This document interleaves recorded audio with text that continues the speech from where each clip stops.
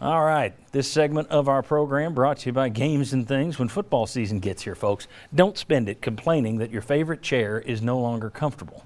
Visit Games and Things, the corner of Kingston Pike and Lovell Road, this week to check out their huge selection of top-of-the-line home theater seats.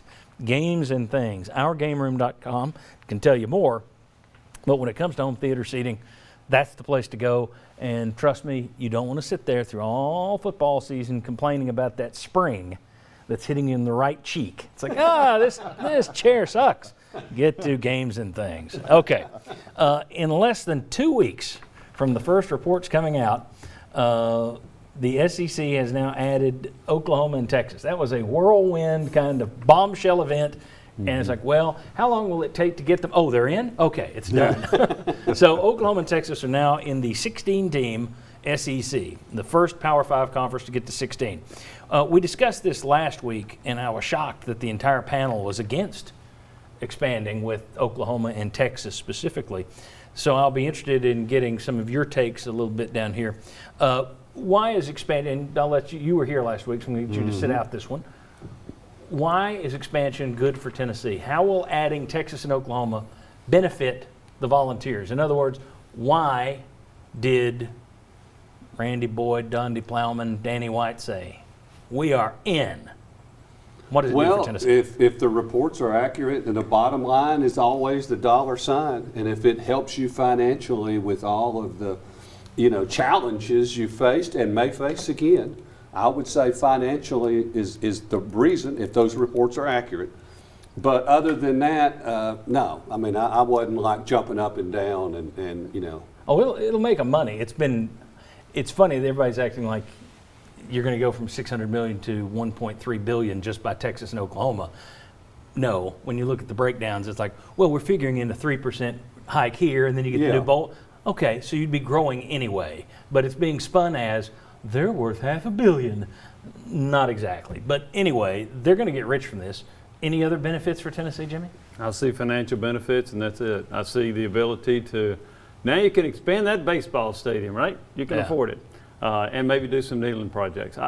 That's the only benefit I see. I think it, competitively, I think it ends up actually hurting Tennessee in the majority of sports, in particular football. And you're pushing yourself down the list by adding two programs that are better than you right now. That's what I think. So all this angst about when's Tennessee going to get it back in football, well, you can wait a little bit longer, I think. Yeah, I mean, unless you're going to suddenly reap this huge windfall of outstanding recruiting prospects from Texas that say, we're going to go to Tennessee, and I don't really anticipate that happening. Didn't happen when A&M came in. No. So they're going to go to Texas now. Yeah. Well, let me show the. Hang on, don't show it yet, Chris. Wait. I won't mislead my director. But all this talk of what benefits you, you're getting this money. Talked briefly last week about the fact that how has it benefited you? How has, you signed the big deal with CBS in '96, then you signed the twin contracts with ESPN, and that was going to change the world. Oh my gosh, look how the money amplified. And then you got the SEC network. It's like, oh, this is going to change it forever. It's going to be amazing. It hasn't. Who has jumped the big boy? What small guy has used this money to? It hasn't. But it has specifically hurt Tennessee in one very big area that you can see with your own eyes. Let me show you this. On the left, start with me over here on the left. These are the SEC stadium sizes in 1996. Now, in 96, you first moved to CBS and started rolling in the big dough. All right? Tennessee, 104,000. The next biggest in the SEC, 86,000. You had a 20,000 seat advantage to the next biggest school in the conference. And you see the average advantage down here for Tennessee. You averaged 40,000 more seats than anybody else in the league. When someone walked into Neyland Stadium, a recruit, it was different. It was different. You could just sell it. Not to mention home field advantage. Only 7 stadiums in the league back then over 70,000. 7 out of 12. Now, if you put Oklahoma and Texas in right now, here's where the attendance is. Tennessee's no longer the biggest. You have 5 schools who have used that money. You got the money too, but you're only going to have a 100,000 seat stadium. So all that happened with the money, you gave yours to a bunch of failed coaches, ADs, and Philip Fulmer 5 times. But you also watched everybody else in the league pour their money into catching you. There are 5 teams that have stadiums just as big as you. You don't have a recruiting advantage there.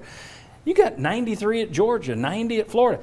12 of the 16 stadiums now. It was about half the league. Now it's 3/4 of the league are at 70,000. Your average bump over everybody else, and that takes Texas A&M out, they're bigger than you, it's gone from a 40,000 seat advantage to about 20,000. Now, you could sit there and say, the seats don't make a program. No, but I think that is a huge recruiting advantage. We always heard it. Recruit walks in there. It was different when you walked into Neyland Stadium. Now it's just another really big, cool SEC stadium. Team doesn't win as much as those other big, cool SEC stadiums.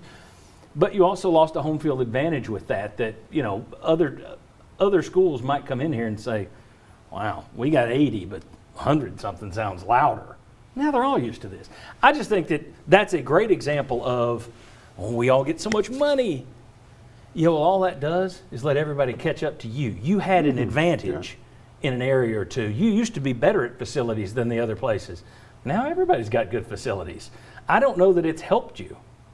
I think it's hurt. I think Everybody has increased their stadium capacity, but Tennessee decreased its about stadium 2,000 capacity, which is interesting. Well, and then you get to the trickle down. You used to have a state-of-the-art weight room, and other people couldn't keep up with you. Now, you change your weight room every other coach every coach. But everybody has that now. So, you've lost an advantage there because of the money situation. And because of the way you've squandered and made bad decisions in so many hirings and so many contracts and so many deals that you're paying out, that it's just absurd. Well, and you had an advantage and you handed it away. When you take more money, you allowed everybody else to make more money too. So the idea that I'm all for money, I get that. But this is socialism. Yeah. I expected you to hit that. But what you're looking at is, if you're giving away your advantage by making a couple of extra bucks, is it worth it to make a couple of extra bucks? I would say no. That's like saying, here, I'm going to give you a gold knife. Now, you're going to have to cut your own throat with it, but it's a gold knife.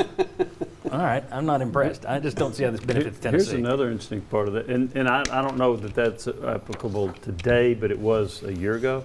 Tennessee's reserve a year ago was $10.8 million. It was 13th out of 14 teams in the league in the reserve. Why was their reserve depleted? Because they were buying all these coaches and stuff. So, they didn't do a very good job. They weren't very good stewards of their own money. Yeah. Exactly.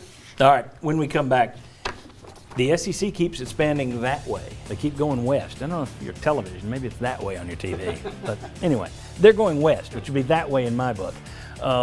So is it time to move the SEC championship game from Atlanta? We'll discuss. Come on back.